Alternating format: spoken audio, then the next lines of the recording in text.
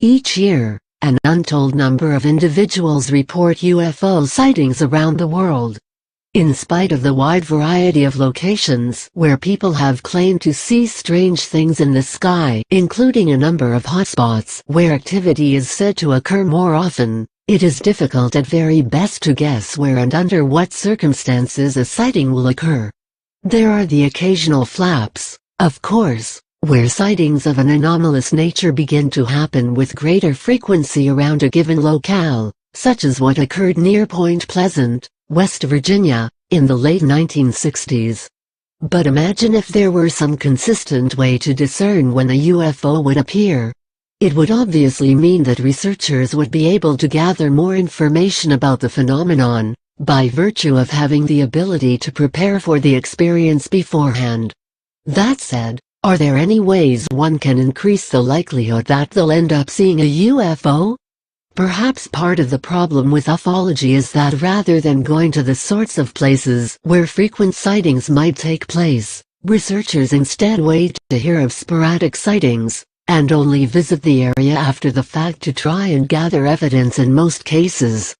But again, this problem stems from the obvious fact that there is little that can be done to increase the likelihood that one will actually see a UFO, let alone know a predetermined time and place that one will appear. Hence, it must suffice as what is generally the most effective method for studying UFO phenomenon, for now. That said, there are at least a few general tips that one might consider when it comes to the dodgy art of predicting the whereabouts of UFO sightings, which could be helpful in assessing conditions where one is more likely to encounter a UFO.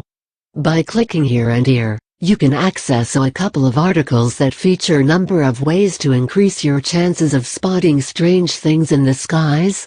Additionally, a list of alleged hotspots can be found here. Among some of the more novel ideas available, there is the suggestion of becoming a hazardous weather spotter.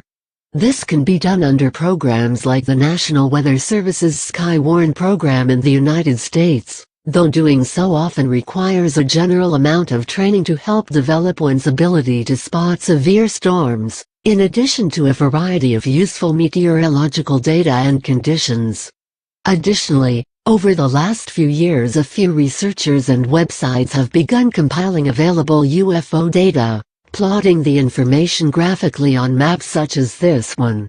Though data of this sort may be useful in spotting trends and locating areas where strange aerial craft are seen most often, don't be misled by the greater number of sightings reported near highly populated urban areas where increased sightings only indicate the fact that there are more people present to witness such an event.